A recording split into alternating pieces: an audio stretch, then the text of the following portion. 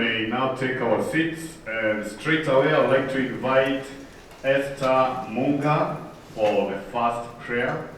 Esther Munga, tafadhali, you can come somewhere here. To our chief guest and CEO ICT Authority, Dr. Catherine Gitao.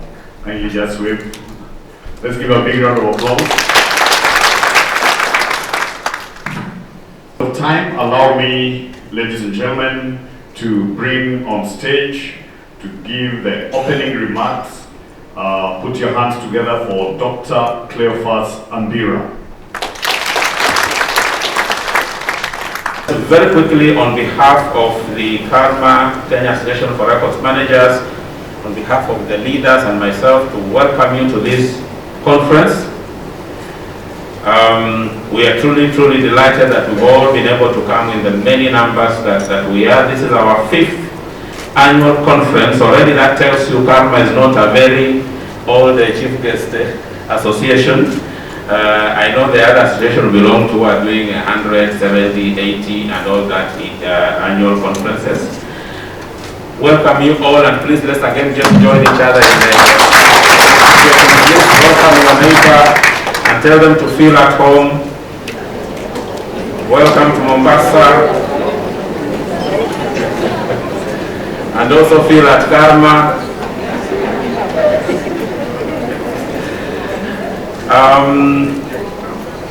Our chief guest, let me also acknowledge the presence of our President for International Council on Archive, David Frika. You can see him is joining us live from Australia. I think it's about 5 or 6 p.m. there. David, thank you so much for joining us. Please let's celebrate our President. The International Council on Archives is the global professional body for records and archives managers. And so David, as President, has graciously agreed to join us. He's my boss at the ICA Secretariat, so yeah, so I'm really feeling honored that he's here with us. So our chief guest, those gathered here today are professionals in records and archives management.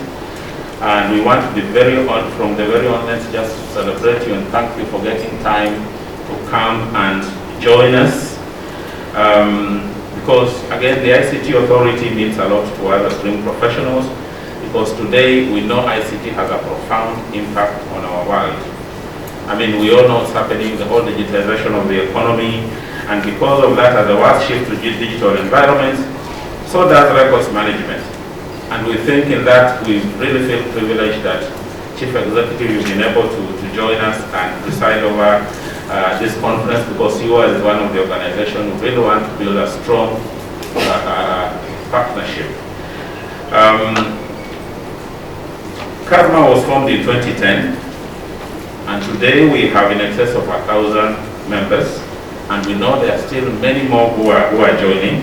And since then we have continued to pursue several initiatives to strengthen our professional capability so that we are at the center of the progress of organizations.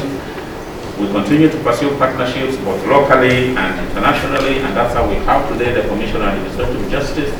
We have the World Bank here, and I'll be talking shortly about that helped us. We have the ESCC, we have CPF, and we have others who will be joining us in the course of the week. And the reason why we do that, Chief Guest, ladies and gentlemen, is because records we exist to serve the organization. We don't exist for ourselves. Our work is at the heart of what moves the organization forward. Records carry the truth, records carry knowledge, and you know even scripturally it's saying, my people suffer for lack of know the truth, and the truth shall set you free. So you can see how far our profession, where it gets its mandate, isn't it? And that truth and knowledge is held in information and the records that we are governing. So ladies and gentlemen, Chief and also Chief Guest, our country has come a long way with this profession. Today, Kenya is one of the countries in Anglophone Africa with the solid structures for records information management, especially across the public sector. You will find in every ministry, every civil service, there are dedicated records management officers, and those you see them here. And also you see the element of that picking up in the private sector. Indeed, if you went to the civil service today, you'll find a robust scheme of service for records management, administered within the State Department for Culture and Heritage. And not many countries in this continent have this kind of commitment.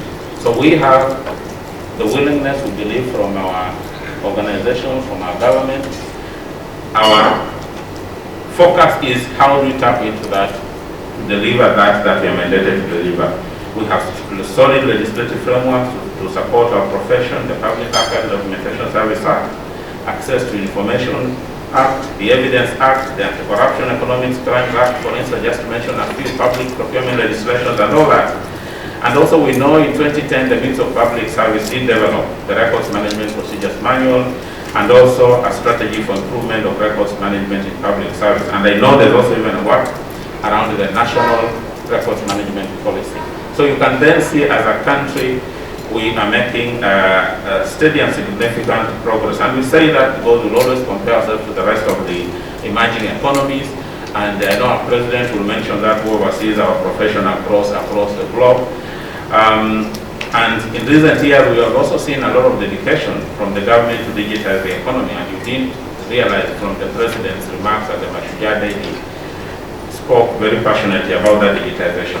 And at the professions level, CADMA, we pride ourselves as the most vibrant professional association in records management in Anglophone Africa. And thanks to all these members, we have made this association very vibrant.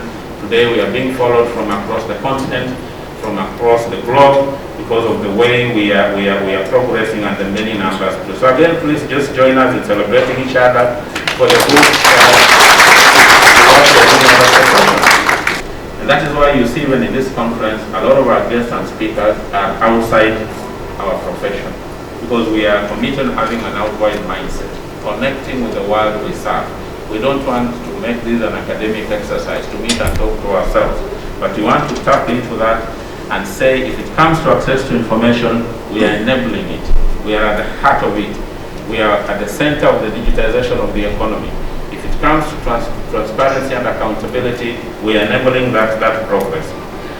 But these achievements, Chief Guests, ladies and gentlemen, do not mean that we don't have challenges. We have some challenges. And this is where, on behalf of these members, I would like to request even you, Chief Guests, from the ICT Authority, Commissioner from CAJ, and our colleagues from ENCC and World Bank, where we are requesting for your partnership. And we have seen some of that partnership. Just to help us, out of your experience, out of your capabilities, to see how we build our profession even better. First, there's an area of policy and regulatory framework that we need to continue working on. We need to have a robust policy framework, especially the National Records Policy.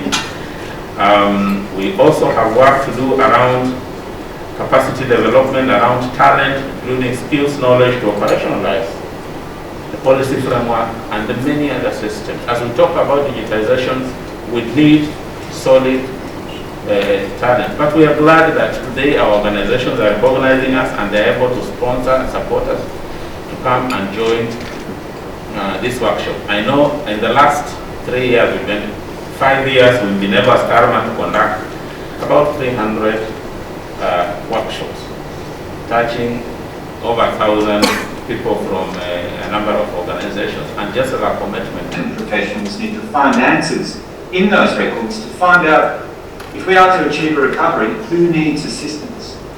How will the records of the pandemic be made accessible, both to governments making decisions on recovery, but also to the public? And here we need to be careful about the right to access, about protecting privacy of individuals, and perhaps also protecting government secrets in terms of maintaining government confidentiality and yet providing answers. Who needs assistance now? What is the road to recovery going to look like? I also think that people are going to expect us to make sure that we have maintained an accurate memory to prepare for the next crisis, because we know that the COVID-19 pandemic will not be the last pandemic to be faced by humanity. And yet I think it's interesting for us to note how we've responded to COVID-19. We have really not been able to make enough use of the memory we had of previous pandemics. I know in the case of my experience here in Australia, interesting to note that we have remembered very little about the Spanish flu of 100 years ago, which shows very, very many parallels to the COVID pandemic that we've just been through. And we had to face very similar issues back then and find very similar solutions back then. But were we able to draw on the memory, the experience of that pandemic? And the answer is not enough. Even in more recent epidemics and pandemics, whether it's Ebola, whether it's SARS, whether it's AIDS, where are the records that we are drawing upon now to bring that data, that critical data, to the service of government and the community to make sure that we can face the next pandemic with much more knowledge and expertise? And so we have to make sure that we as information management professionals, records management professionals, are using now the documents that have recorded this COVID-19 pandemic and make sure we're thinking about how will they be described? How will these records be preserved? Especially the digital records that have been created so quickly in so many non-traditional platforms, in WhatsApp, in Facebook, and who knows, even TikTok. I don't know about TikTok so much either. But this is very important for us as professionals to think.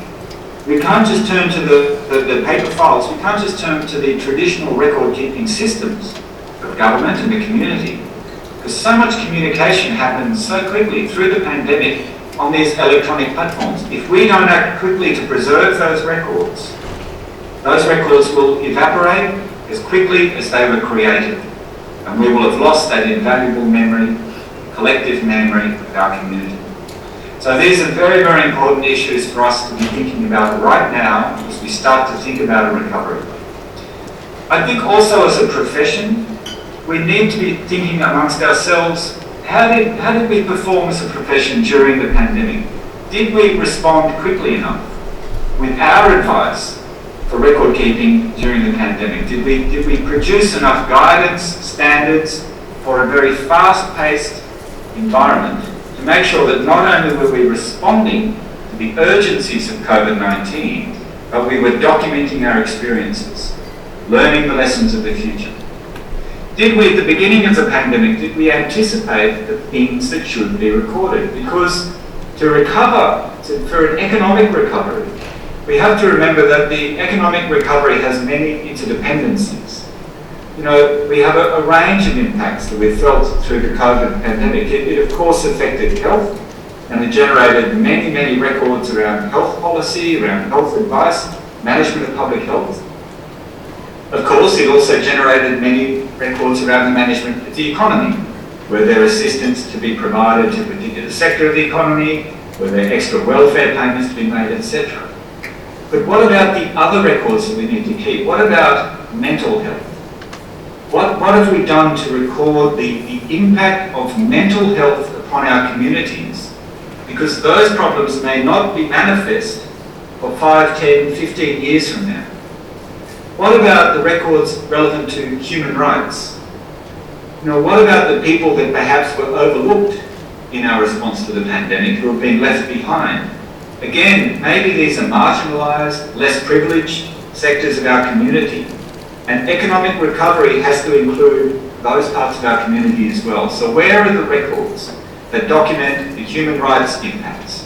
What about our children and their education? Have we a problem here in recovering the education for our children in the next 5, 10 years? Have we kept the records about the impact upon education? We've also seen many, many disruptions to trade, to supply chains, and indeed to national security. So I think we have a job to be asked ourselves, thinking back, we're playing the situations that our governments and our corporate sectors have had to face during the pandemic. At each step of the way, what data would have been the most useful at that time to help us all face COVID-19? That is to ask ourselves, how can we be more relevant to government during times of crisis? And not only to government, but to the scientific community, to the academic sector, the people studying epidemiology, studying the distribution of medicines, etc., and the corporate sector in managing the changes to the workplace. How can we as a profession be more relevant and useful to those sectors during times of crisis. I think this is a very important moment for us to consider how we can improve our relevance. And I think, Cleophas, you very, very expertly were pointing to these things.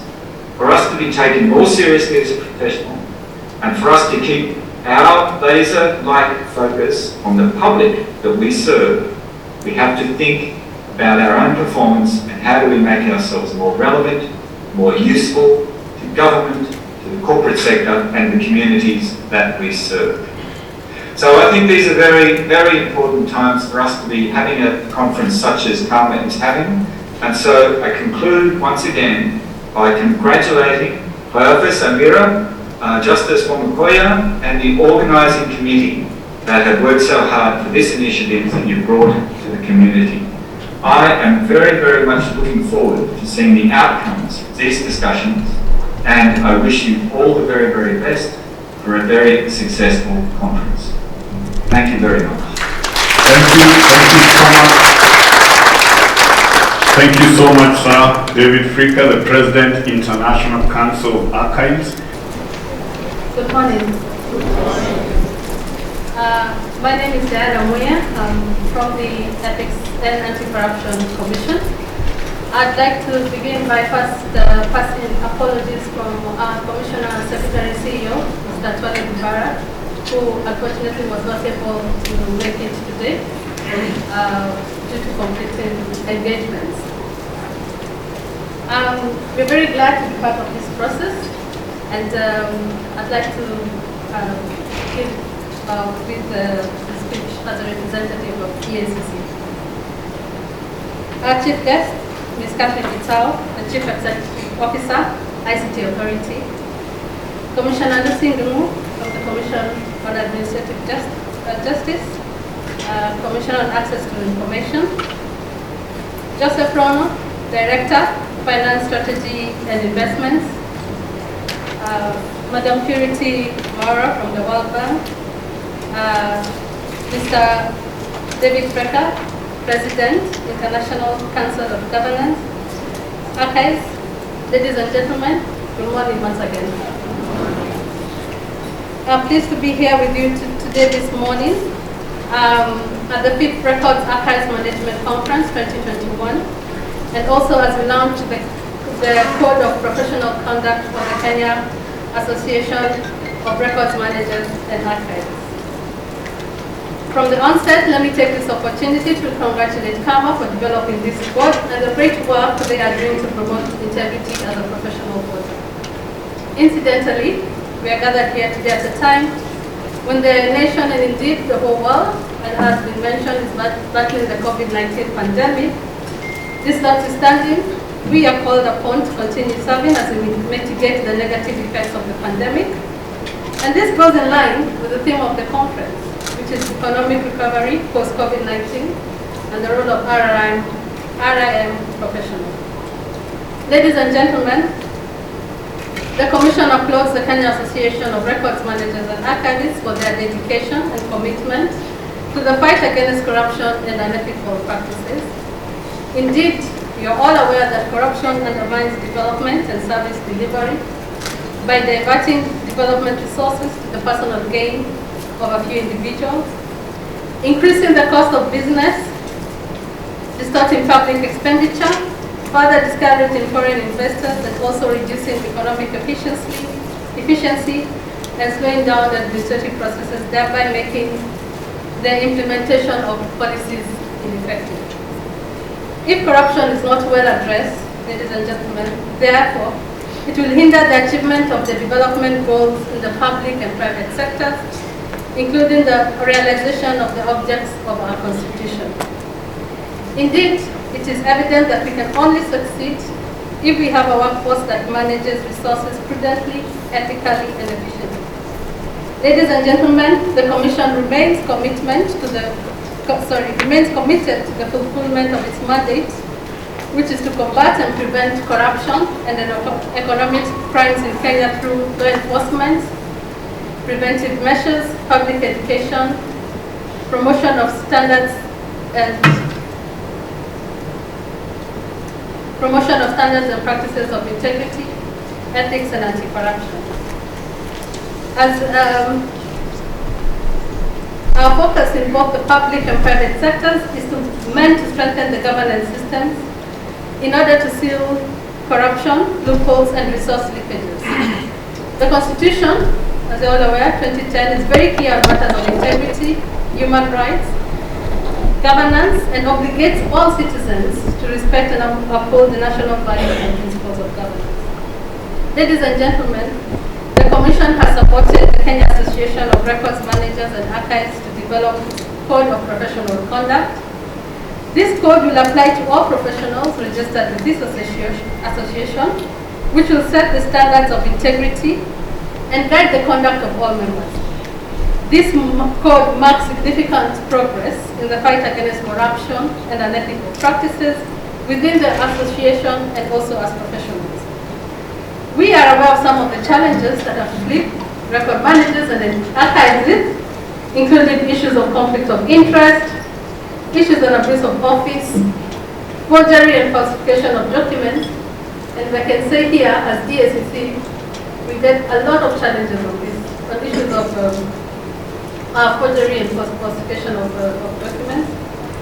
Other issues are concealment of information, misuse of information, as well as misappropriation and misuse of funds.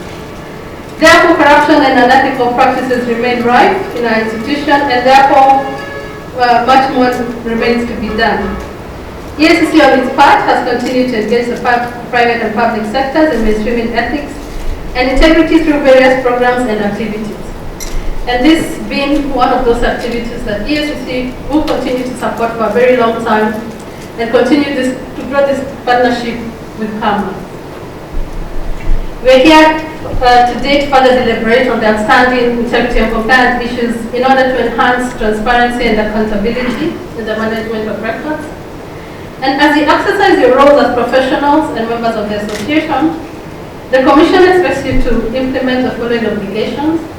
One is to sign and comply with the Code of Professional Conduct for the Kenya Association of Records Managers and Archivists to promote professionalism, bring honor and dignity to the offices you hold, and demonstrate respect for the people. Two, to manage and declare gifts and conflict of interest.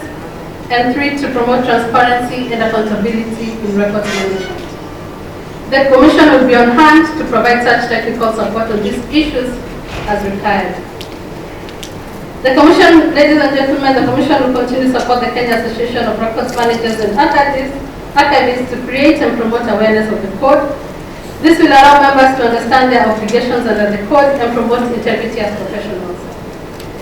It is important to note that the Bribery Act 2016 was further put in place to prevent and address bribery and other forms of corruption within the private sector. And because we do have the private sector represented here, the Act now gives the Commission an oversight role in the prevention and management of bribery, as well as enforcement of that Act.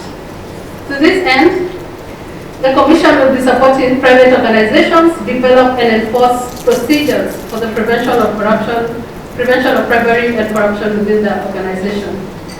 As this Act further stipulates, we all have a role to report and prevent bribery from happening. You have the responsibility to serve the people rather than yourselves. Our motivation to serve should not be based on what we get or how we can use our office to benefit ourselves, but what we can do to better the lives of the people that we serve. We expect you to abide by the guiding principles of the Code, which include competence and suitability, professionalism, accountability for decisions and actions, and discipline and commitment in service to the people. Ladies and gentlemen, I am optimistic that this conference will bring our efforts towards improving governance in our country to a higher level through the deliberations and reflections that will happen. As we do our part of the Commission, we remember that corruption is a multifaceted phenomenon which requires to be addressed by multiple actors and strategies. Let us all move beyond the practice of decrying the prevalence of corruption and collaborate in the eradication of this vice from our society. The Commission will work with you in ensuring that good governance and integrity becomes our way of life. On behalf of the Commission, I thank you all for your attendance and look forward to your active participation throughout the conference. Thank you all and God bless you. Morning, everybody. I want to start by saying it's a privilege to be here this morning, and we partner with CALMA in very many ways. And because of interest of time, my role is to invite our chief guests. Thank you. Chair and host, Dr. Cleophas Ambira, Commissioner Lucy Ndongo from the Commission for the Administration of Justice, David Fricka, who may be listening to us in the background, the President of ICA, James Rono of CPF, Diana Moya from EACC, Purity Mwaka, who just introduced me and gave us the support of the World Bank, distinguished guests, distinguished members of CALMA. It is my great honor and privilege to officiate the opening ceremony of this year's Records and Archives Management Conference, as well as the launch of the Code of Professional Ethics for record managers and archivists. This is significant because it not only means we can better entrust our information to CALMA members, it also means that your profession has come of age, and as was alluded to by my colleague from EACC, Diana, we will no more have the proverbial use of files as seat cushions. I am addressing a distinguished audience of people who have an interest in ensuring that the wisdom, knowledge, and information of the present and past is preserved to enable a better future for everyone. As is implied by your acronym, which resembles the Hindu word karma, your role is timely, inevitable, and essential. Karma is the situation you create by the life you lead, and because Hindus believe in reincarnation, your next life depends on how you spend this life.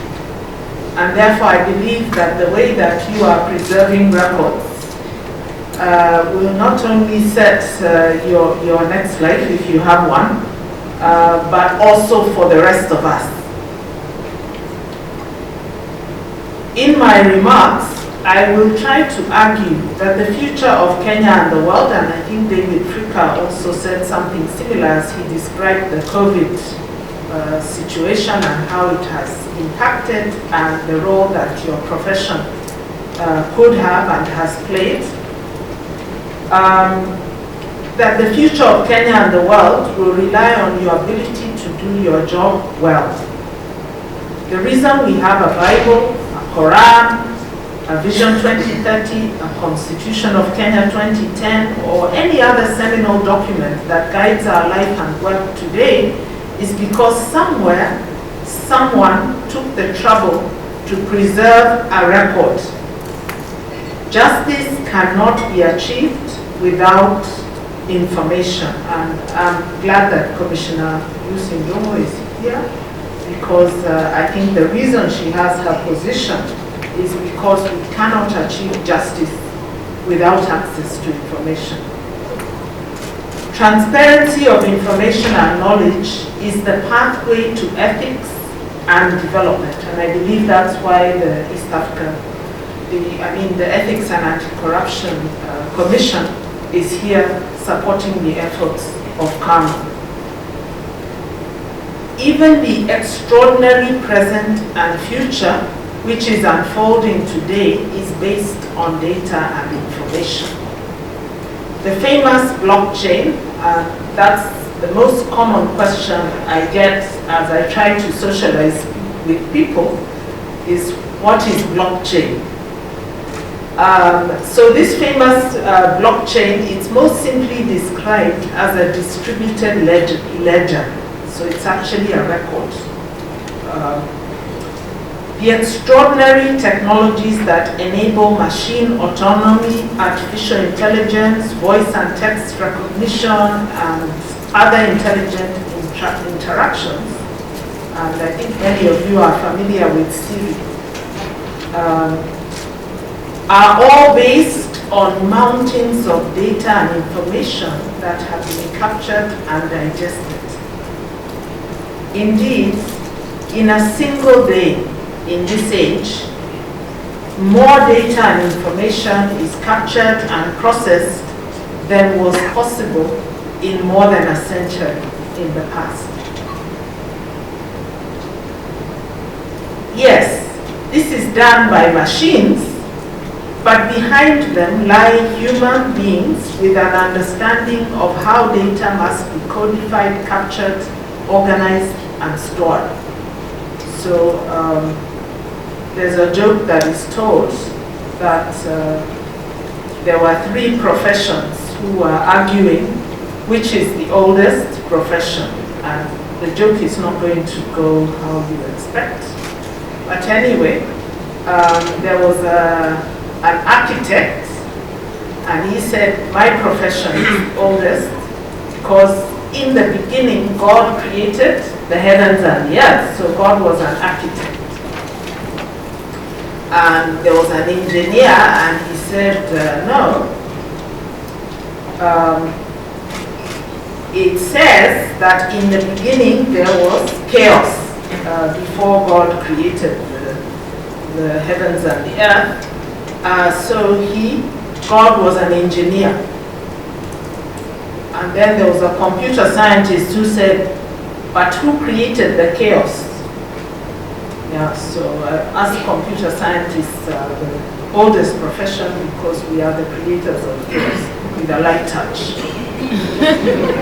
However, I think the argument I'm making now is that records manager is an even older profession, because we also hear that in the beginning was the Word.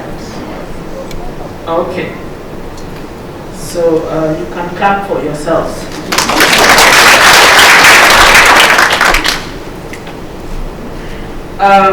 So the data must be codified, captured, organized, and stored.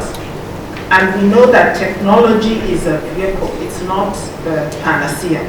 So without the work that you do, the technology cannot play its proper role. So I'd like to end my remarks, or rather we're just about in the middle, by addressing 5 important questions. Whether data and information must be preserved has an obvious answer, yes. Kenya will not develop or find our place in the world if we continue to carelessly fail to capture, or we carelessly capture information, or we lose it, or we give it away, and it is ours. It is our data and information that we generate locally. Data is being described as the new oil, or as David McCandless quoted, the new soil. A lot of the wealth that is created today is created on the back of data and information. Nearly everything you have that is of value is made real by data and information, isn't it? If you take a note out of your handbag, most of you, I think, use your phones, but that's also data and information, isn't it? When you send an M-Pesa, what are you sending? It's money, but it's a record that is being sent. Or even if it's money, it's just a piece of paper, isn't it, with the signature of the governor of the central bank. It is just information that the world believes that the Kenyan economy is strong enough for that piece of paper to be worth 1,000 shillings or 500 shillings or 200 shillings. Just a piece of paper, it's a record. So yes, we must preserve data and information. I think there's a guy a few years ago who burnt $1 million. I don't know if you saw the conversation on the internet. He said, it's just paper, so I'm going to burn it. And people were so much offended. They were just as offended as if there was that loss of the $1 million of value, right? Yeah, so the data and information becomes the thing. The title deed literally becomes the piece of land, isn't it? Because if you don't have it, you cannot in any way prove that that piece of land is yours.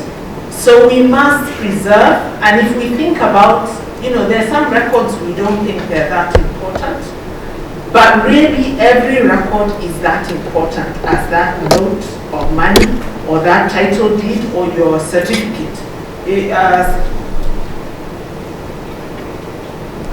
Purity said I have a PhD, but if I don't have the certificate, all of you will be doubting that, isn't it? No matter how eloquently I speak, I must have the paper, the record. So please, there's no question whether data or information must be preserved. The answer is yes. Now, who must preserve this data and information? All of us, of course, but you are the profession at the vanguard of this effort. If you fail in your duty, the rest of us are unlikely to preserve the data and information, and I think your chair, Cleophas Sambira, has referred to this. I heard David Fricka also refer to the same thing. You must be at the vanguard. But we know that every day people lose documents. So as an individual, you must be a records and documents manager and an archivist. As a family also, this week I was talking to a family who are claiming that somebody has encroached on their land. And of course, the person who lives in Nairobi is also always given the responsibility to try and sort out the mess. So I asked him, what are you going to do first? And he said, I first have to look for the titles, then I have to go to the Ministry of Lands. So even communities, families, without proper records management and archiving, their lives can easily be shattered in an instant.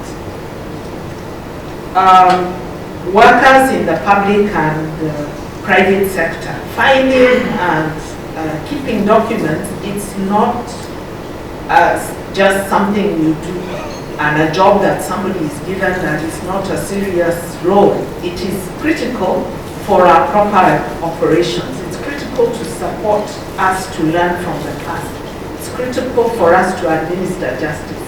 It's critical for us to be able to prove that even though this person's house burned down and they've lost all their certificates, we can still give them a life by finding the primary record so that they can be restored to society. And the private sector, of course, banks. I usually have a lot of stories, but I know the time is running, so I won't tell them. But you all know how important it is that the private sector also preserves your records in a competent way. So who must preserve the data? All of us. But the records managers and archivists are at the heart of the preservation of data and information in our society, and also making it accessible to the rest of us when it is needed. Why? I've already talked about wealth and value being almost exclusively in today's age signified by a document. Whether it's money, whether it's a certificate, whether it's a title, whether it's a receipt, yeah, the document has almost become the thing. Codification of records is essential for permanent learning and teaching future generations. I remember sitting on a plane, and I usually try to make friends, although yesterday I didn't succeed. When I sit next to somebody, And I remember sitting on a plane with somebody and he told me the reason why Africa is backward, the reason why we don't develop is because your information is not recorded, isn't it?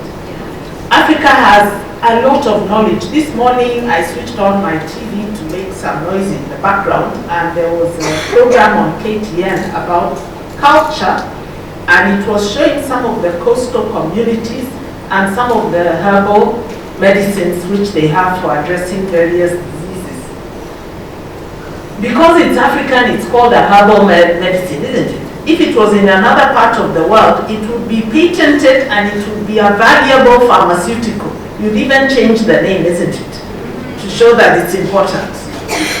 But for us, in fact, somebody came on to that program later, I was listening to the background, and he said, in Kenya, those herbal medicines are actually illegal.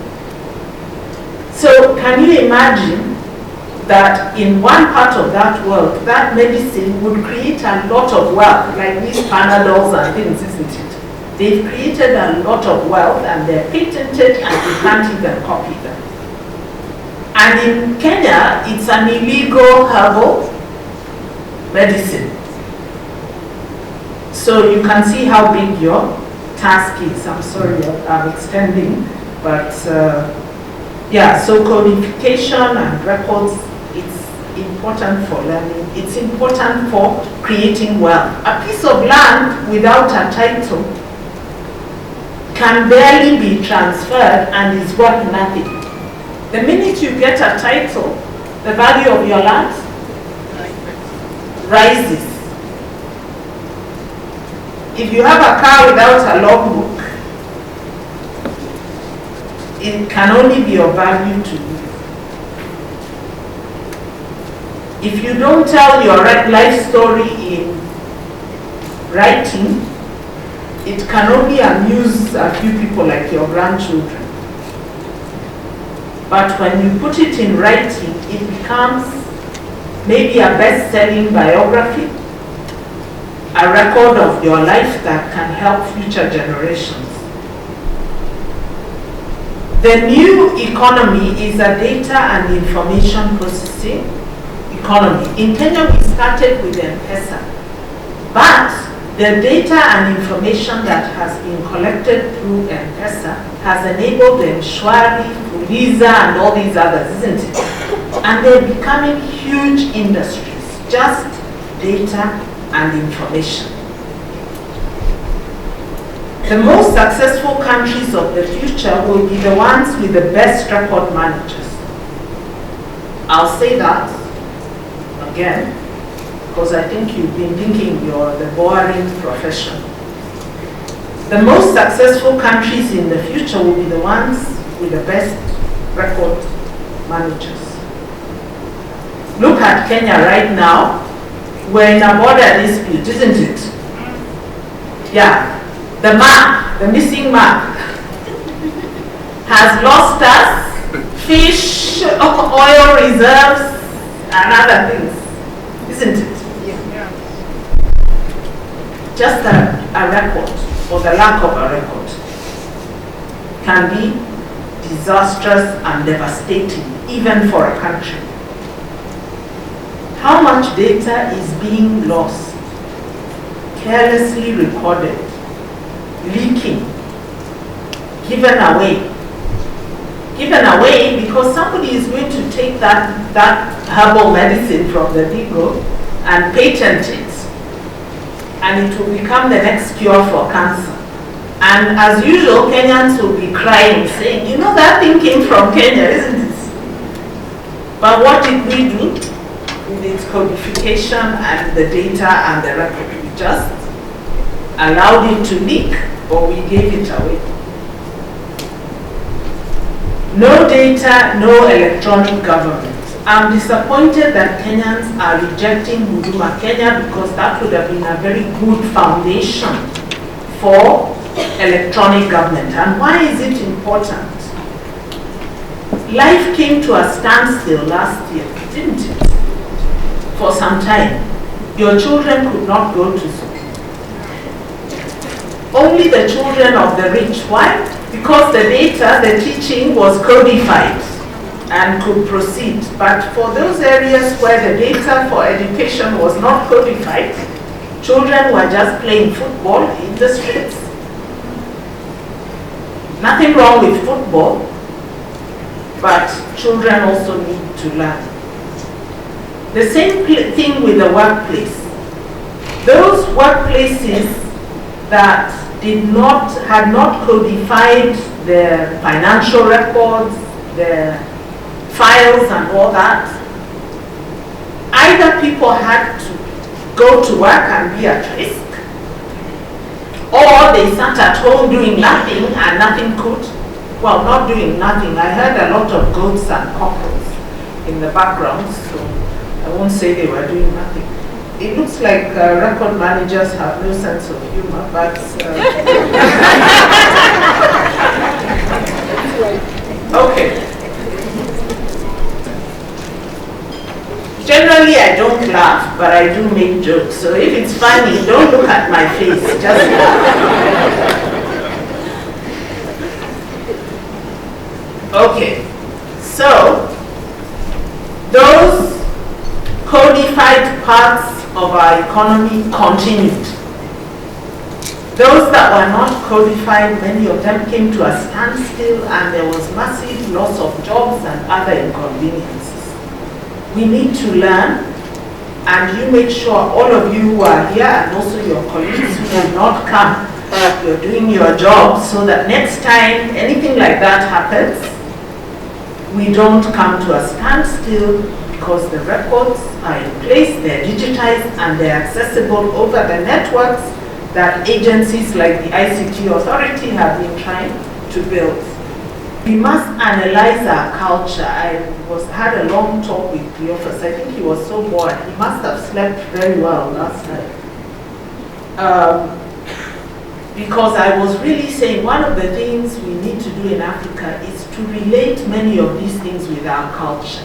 Because somehow we adopt things we feel are foreign, so they don't really get into us in a deep way. And that's why it's so easy for it to fall apart. The things we learn in school are like those cues. After the exam, they disintegrate. So we have to find where does the African culture and the Kenyan way of doing things, where does it dovetail with this matter of keeping and managing records so that it's part of us. And that is some intellectual work that needs to be done. Others have talked about capacity building, awareness creation, targets. Does Kama have a target about records? Yeah, like you want every record in Kenya to be digitized by 2025. Yeah, you have. This is a very powerful group, so if you set targets for them, they'll change the country. So please have some targets and some planning. I saw your action, people, because whatever EACC suggested last year, you've done it, and you're launching it today. So next year, if you invite me, of course, I'll be a retired person, so I don't know whether you invite me. You know, Kenyans like titles. That's what I've realized. Yeah? If you have no title, you don't exist. But the wisdom and knowledge and everything is still there, isn't it? So you can, if you decide to implement anything which I'm suggesting, you can still invite me next year to see, even if I have no title.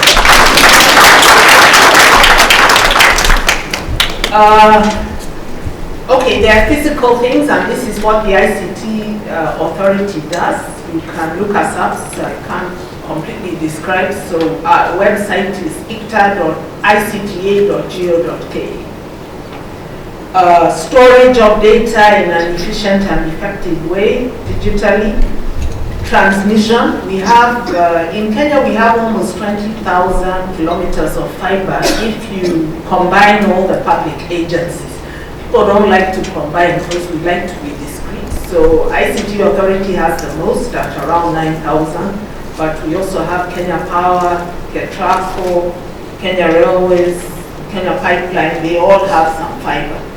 And I was suggesting, being a woman, I believe in integration. I was suggesting, why don't we bring it all together? But of course the men said, no. It's okay. Bandwidth, security, and I think somebody talked about that. Maybe it was David Fricka, so I don't need to belabor the point. You see, I listen when others are talking. Yeah. Digitization and also mastery of the emerging technology. And I'm glad to say Kenya is doing that well. You know, you see the most recent types of technology in use here locally. So that's great. Then socially, how do we create a digital society?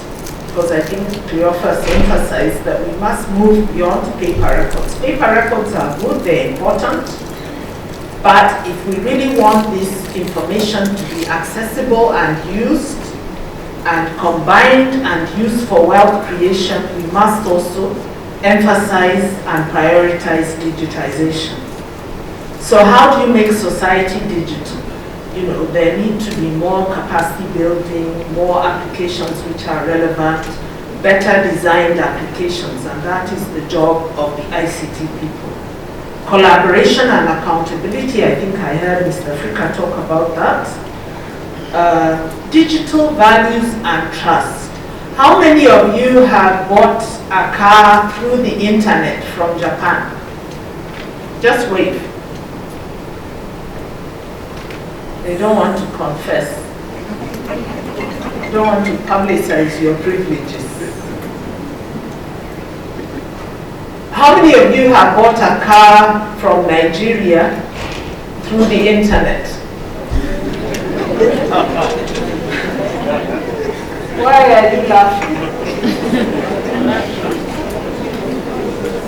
Okay, it's not a laughing matter. The digital economy is a trust economy. We will only succeed in the digital realm as much as people can trust us. So if Kenya is known for corruption, dishonesty, fake things, there's no way. It doesn't matter if we digitize everything, we're not going to succeed. So this issue of values and trust is becoming an economic issue. And part of our poverty, I know in Kenya if you want to become rich, you become corrupt and become a hustler, isn't it? But when it comes to the society as a whole, not the individuals, those bad values, corruption is the path to general poverty. And soon, even the corrupt people will have nothing to steal. Since the Karma community, I hope you are now ready to be the generals that will win this information war. And I declare this conference where you will audit, analyze, learn, strategize, and plan your next actions for records management and archiving officially open. God bless you.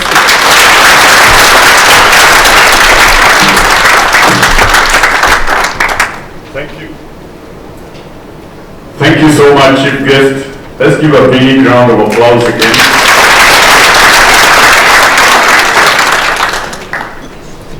The key things I picked, and I'm sure everybody picked their own as we prepare for the launch of Code of Conduct, the mystery of emerging technology.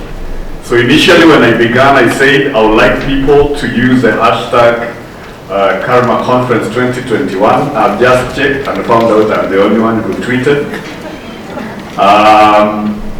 Guys,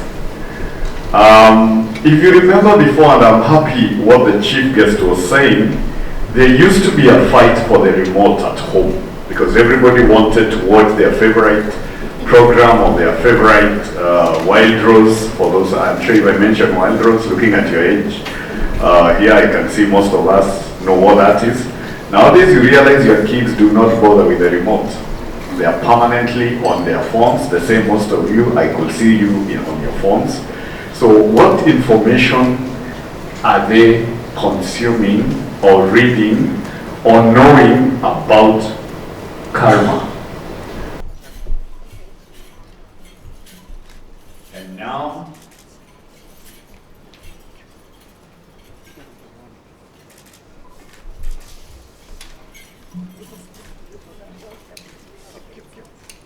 led by our chief guest, Dr. Catherine Gitau, we launch the Code of Professional Conduct for Karma in our conference right here, 1st of November 2021. Let's give a big round of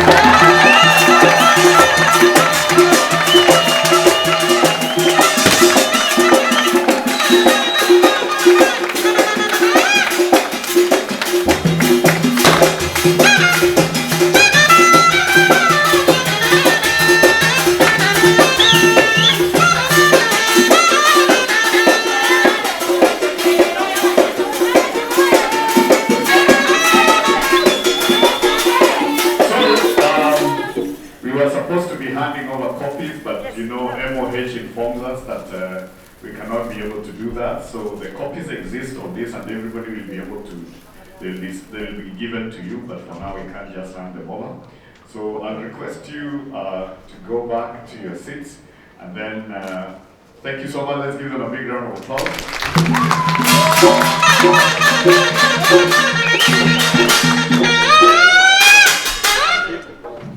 Treasurer for the work he did.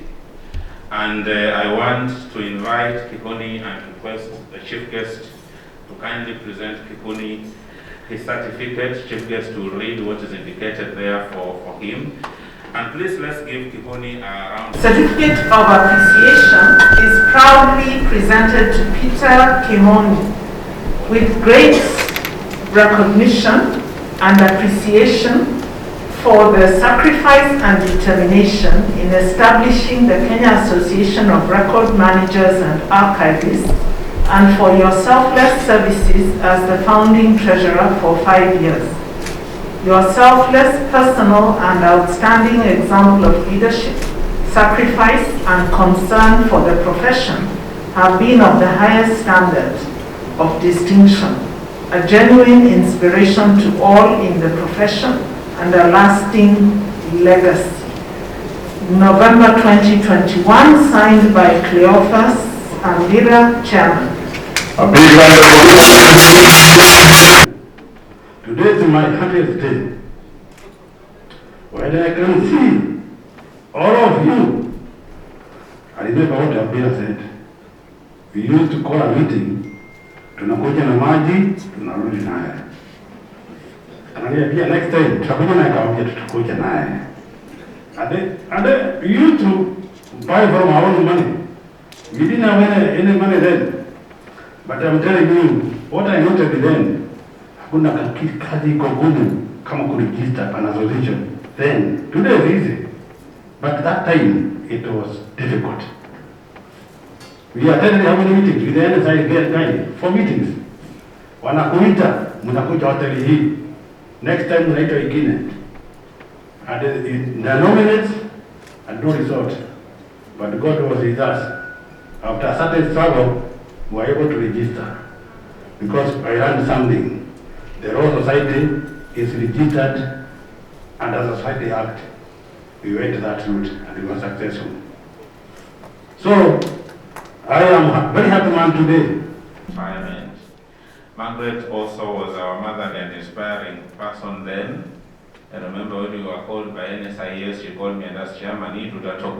Are we safe? You know, I'm almost going for retirement. But then Kihuni and the rest and she lost us here.